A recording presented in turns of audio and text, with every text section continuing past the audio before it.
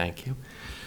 Good evening, everyone. I'd like to call to order the City of Middletown Zoning Board of Appeals meeting for October 2024. Please rise for the pledge.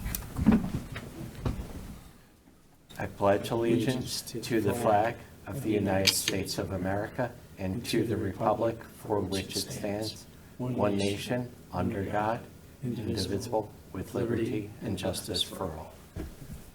Thank you.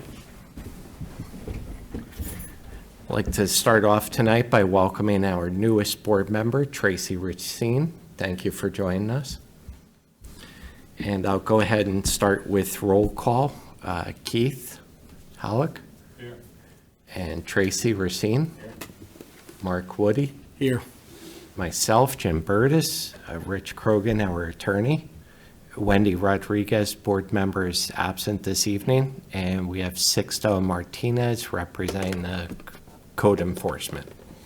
And of course, we have Martina here as well, providing support. All right. So do we have minutes from last month in the packet?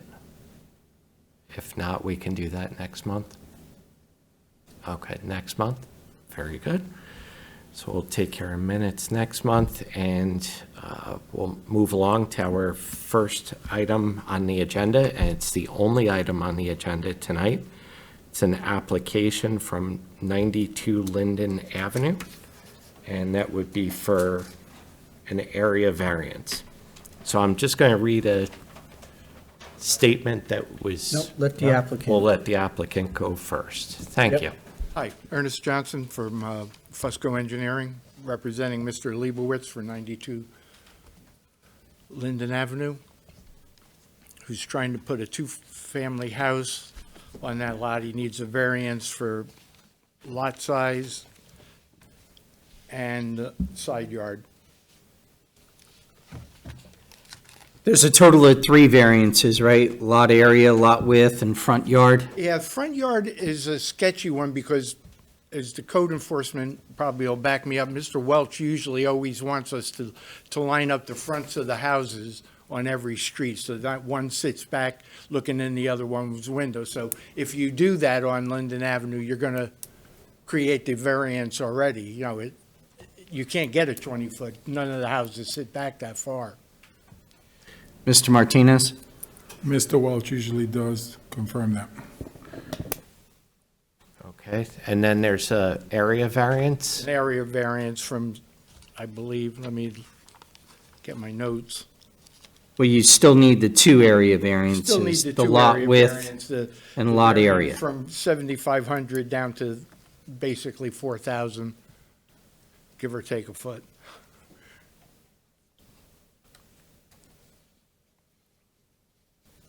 Okay, if you want, And just before, and so the lot area, city requires 7,500, you're at 3,988. And then lot width, city requires 75 and you're at 50, so it's a 25-foot variance. all right. Do you have any other information that you would like to provide? The other basic information on this lot is, I mean, it is a small lot, but it is in an area that has a lot of two-family houses, and I don't think it changes the area very much. I mean, there's a 4-story or a 3-story brick building next to us, so there's an apartment house. So, I mean, it's not like this would be the only two-family house on a completely residential block with one-family homes.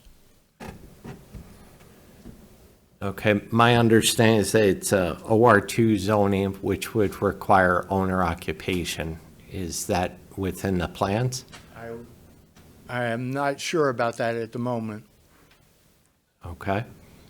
Well, the applicant isn't seeking a use variance, so they would be bound by the code, so By they the would code have to to be live in owner one- occupied. Then that would be part of the agreement if it passes, sure. Fair enough.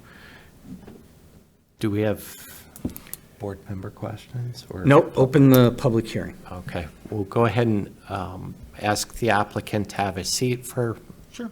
the moment, and we'll go ahead and call up any members from the public that would like to speak about this application.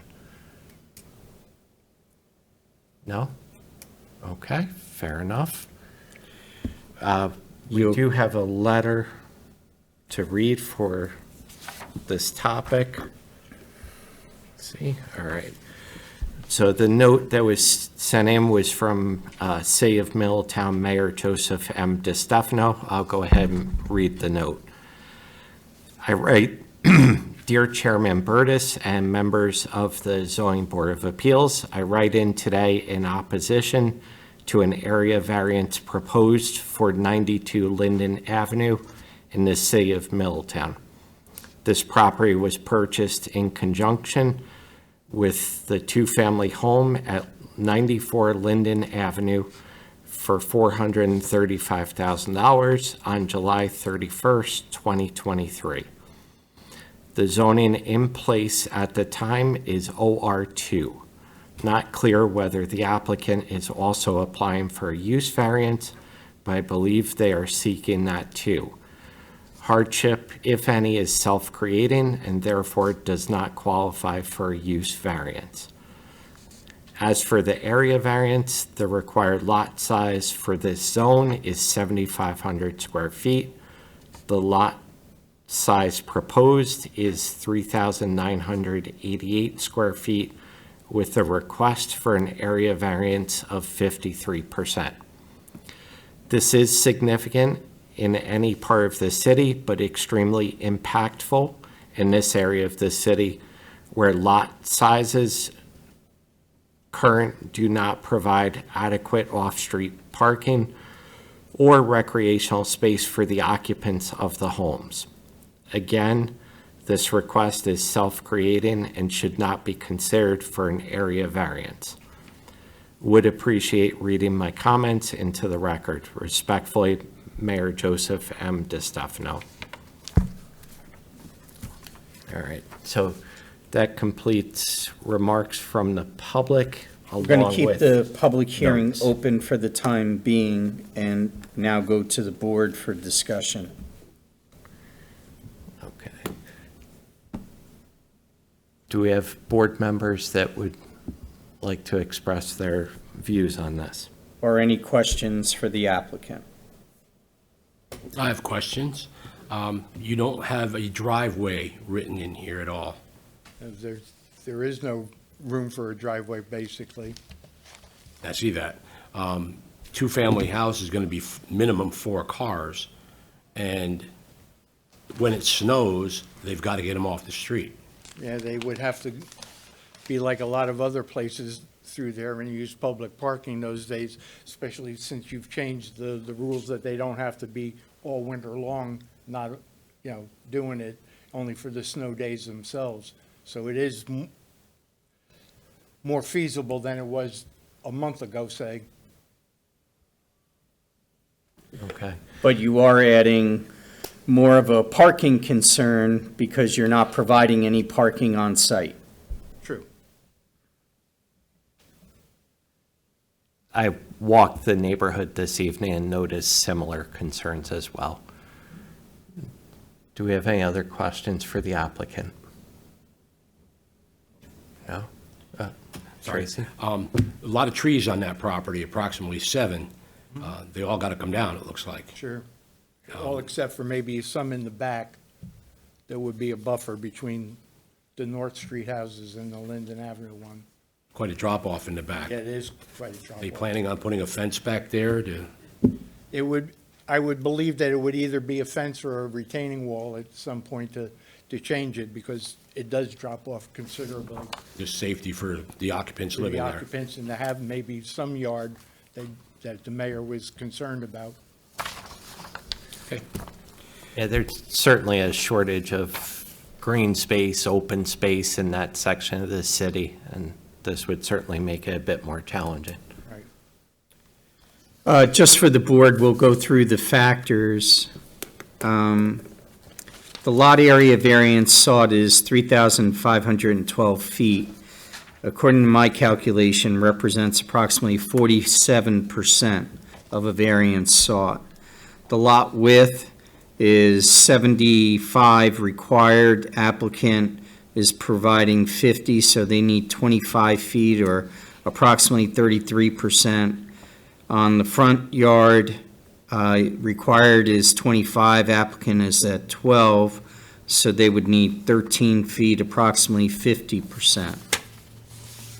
So for an area variance sought, the board needs to determine if an undesirable change in the character of the neighborhood or detriment to nearby properties will be created by granting the variance. Applicant states the neighborhood is mostly multifamily homes, so there'd be no change in the character of their neighborhood and would not be detrimental to surrounding properties. The board should consider additional water runoff from impervious area, parking concerns, size of the lot being out of character with the neighborhood. Whether the benefits sought by the applicant can be achieved by some method feasible for the applicant to pursue other than a variance. It doesn't appear that the applicant has any other way to minimize the variance sought, since both sides are developed and you can't take property from the adjoining because you would make them non-conforming. Proposed area variance is substantial. I think by any means of measure, 47%, 33%, and 50% would be substantial.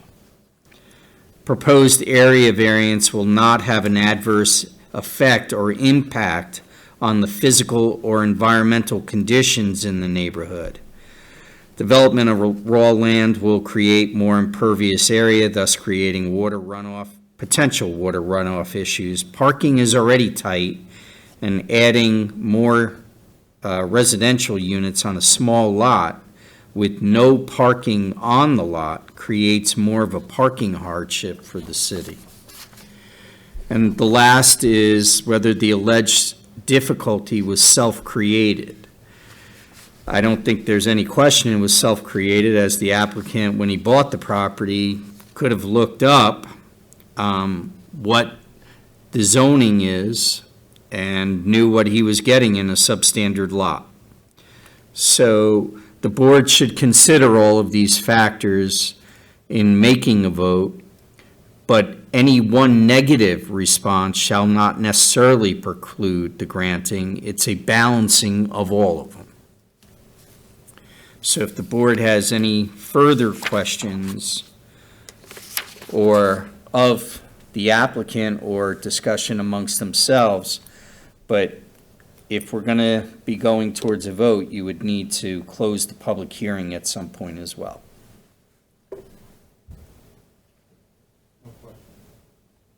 Any questions, Tracy? Mark? Okay, I don't have any other questions, so I feel comfortable in closing the public hearing. Make a motion to close the public hearing. Okay, I'll make the motion to close the Well, public. first, I'm sorry, go back to the public, ask if anybody has any comments. Does anyone from the public have any comments this evening? Okay, hearing none. I'd like to make a motion to close the public hearing this evening for this application. Do we have a second? I second that. Mr. second. Woody seconds. All in favor, signify by saying aye. Aye. Aye. Aye. The ayes have it. So the public hearing is now closed. Any further discussion amongst the board? There is an application pending before the board for a lot area variance, a lot width variance, and a front yard variance. So at this point, you'll be taking a vote whether to grant the three variances sought by the applicant. And that would be in the form of a motion. So somebody needs to make a motion to grant an area variance for lot width, front yard, and area variance. So just by making the motion doesn't mean that it passes or denies. It's That's that correct. when It you brings take it up the- to a vote then. it then brings it to a vote. I make that motion. Okay? And I'll second that. All in favor? Aye. Okay. So now we can, according to roll council, call. do a roll call on a vote as to whether to approve the 3 variances for this application. Yep. So a vote of yay would pass the 3 variance sought. variances, and a vote of nay would decline the application. That's right. So in the matter of the application of 92 Linden Avenue LLC for a lot area variance, a lot width variance, and a front yard variance. Roll call. Okay. So we'll start with this end of the room. Keith? Nay. Okay. Move on to Tracy. Nay. Mr. Woody? Nay. And myself, nay. So 4 no, 0 yeses, and 1 absent. The variance is denied. Okay. Thank you very much. Thank you. Welcome. Thank you for coming this evening. Seeing no other business before the board, I'll entertain a motion to adjourn. I'll make that motion. Tracy's first motion. Second I second by that motion. Mr. Woody. All in favor? Aye. Aye. The ayes have it. Thank you very much. Have a good evening.